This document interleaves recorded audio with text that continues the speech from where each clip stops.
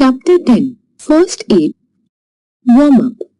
First aid is the first and instant assistance given to someone suffering from a minor or serious illness or injury. It is the care given to preserve life, prevent the condition from worsening, or to promote recovery. First aid includes initial intervention in a serious condition before a professional medical help is available.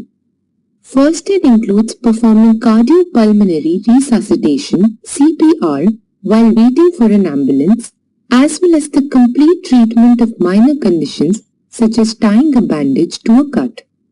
Objectives of first aid: to stop death or serious injury, to save lives and minimize the threat of death, prevent further harm, also sometimes called prevent the condition from failing, or danger of further injury. This covers both external factors such as moving an injured or patient away from any cause of harm and applying first aid techniques to prevent worsening of the condition.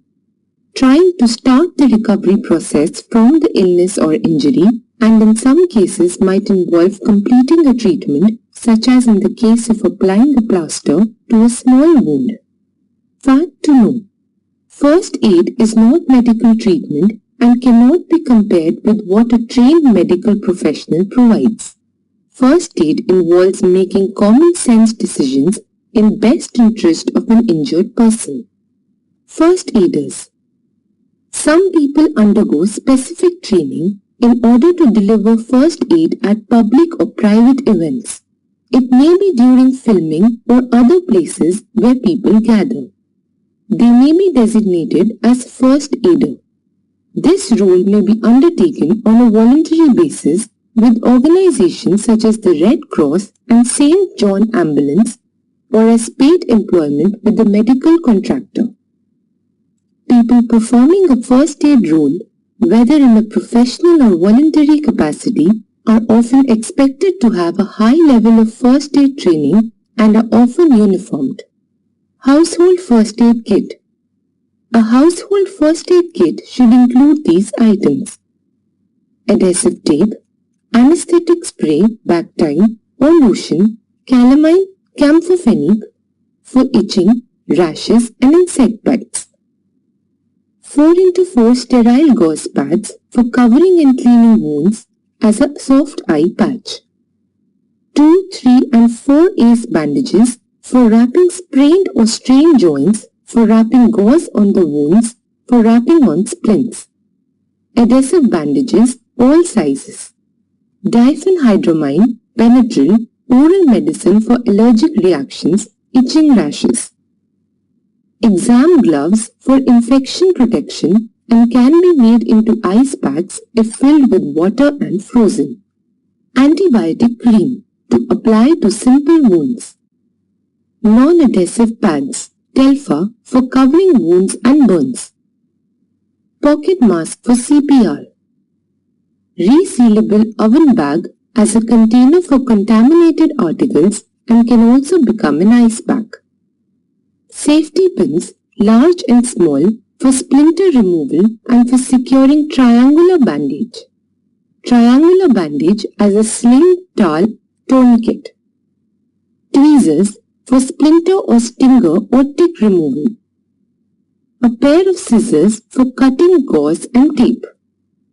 In case of a medical or trauma-related emergency, a list of family members' medical history, medications, doctors, insurance company, and contact persons should be readily available. Conditions that often require first aid. Altitude sickness, which can begin in susceptible people at altitudes as low as 5,000 feet, can cause potentially fatal swelling of the brain or lungs. Bone fracture, a break in a bone initially treated by stabilizing the fracture with a splint. Burns, which can result in damage to tissues and loss of body fluids through the burn site. Fact to know: cardiac arrest leads to death unless CPR is started within minutes. There is often no time to wait for the emergency services to arrive as 92% of people suffering a sudden cardiac arrest die before reaching the hospital. Choking, blockage of the airway, which can quickly result in death due to lack of oxygen if the patient's trachea. Heart attack or inadequate blood flow to the blood vessels supplied by the heart muscle. Hair tourniquet, a condition where a hair or other thread becomes tied around a toe or finger tightly enough to cut off blood flow. Heavy bleeding, treated by applying pressure manually and later with the pressure bandage to the wound side and elevating the limb if possible. Insect and animal bites and sting. Joint dislocation.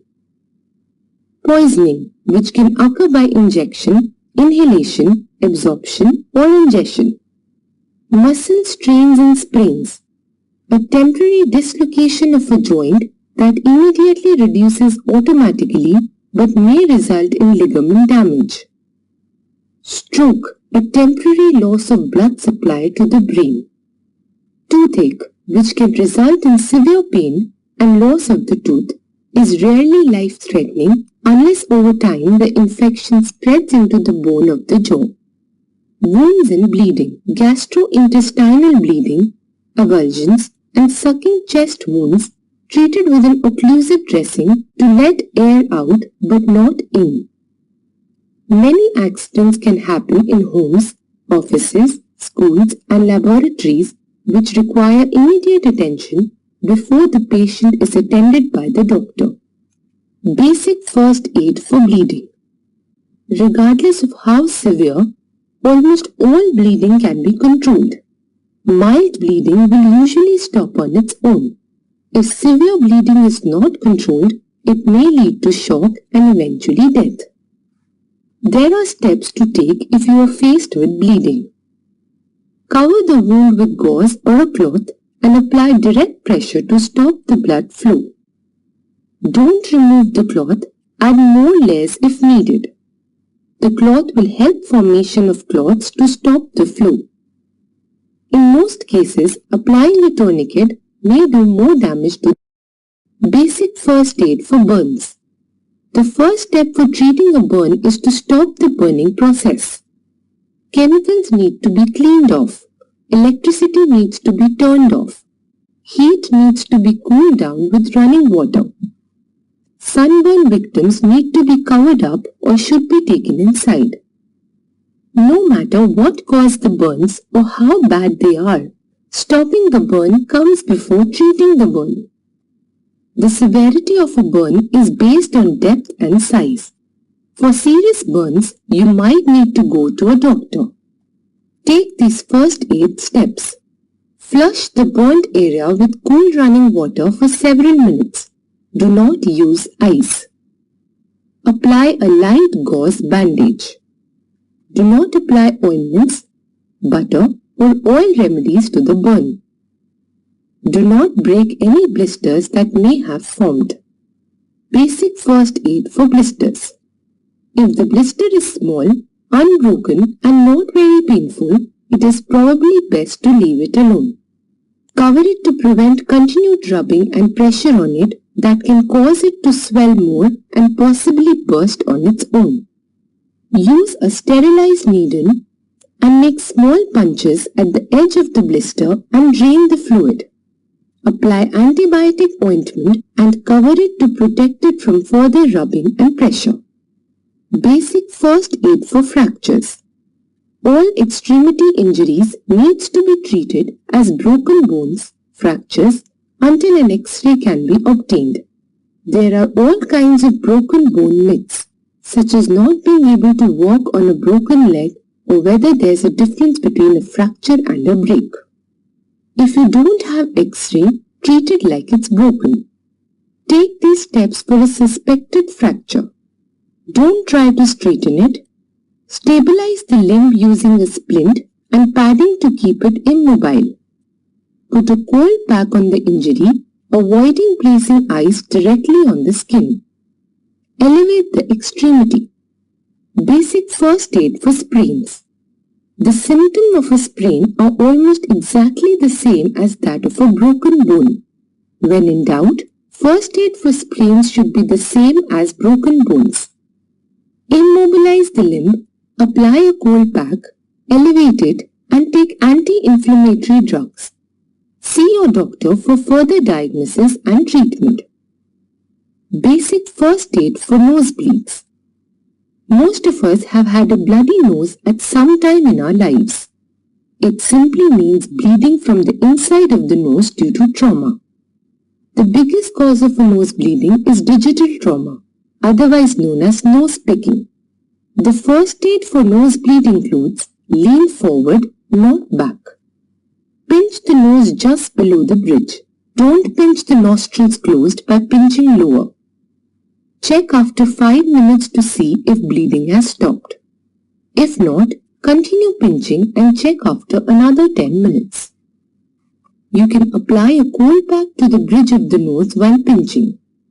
Basic first aid for frostbite. Frostbite occurs when the body's tissues freeze deeply in the cold. Ice crystals that form in the tissues cause damage to the cells. This is the opposite of a burn, but it does almost identical damage to the skin. Treating frostbite is a delicate procedure of gradual warming. If at all possible, this should be done by professionals at a medical facility. Use this first aid tip. First, get out of the cold. Small areas of minor frostbite may be rewarmed by skin-to-skin contact, but avoid using any heat sources or hot packs. If you can't make it to a medical facility, use immersion of the affected area in warm water, 98 to 105 degree Fahrenheit, for 20 to 30 minutes to rewarm it. Do not rub the affected area or use heat sources. Basic first aid for bee stings. Bee stings are either annoyingly painful or deadly, depending on if the victim is allergic to the sting's venom. Use these bee sting first aid tips. Get the sting out any way you can to prevent more venom being delivered. Use a cold pack to reduce swelling of the affected area. Monitor the person who is stung by signs of redness or itching in other areas of the body and shortness of breath. Basic first aid for snake bite. In case of snake bite, immediate first aid is required because the poison of a snake moves very fast through the blood and affects the heart and brain, causing death. Apply a tourniquet just above the bite to stop the flow of blood to heart. The tight band will help to slow down the spread of the poison. Cross the bitten side with a clean knife to about half centimeter deep and press that area to release the poison blood from that part of the body. Wash the wound with potassium permanganate. Take the victim to the doctor as soon as possible. Points to remember. First aid is the care given to preserve life, prevent the condition from worsening, or to promote recovery. The primary goal of first aid is to stop death or serious injury. First aid involves trying to start the recovery process from the illness or injury, and in some cases might involve completing a treatment. First aid involves making common sense decisions in best interest of an injured person. Sunburn victims need to be covered up or should be taken.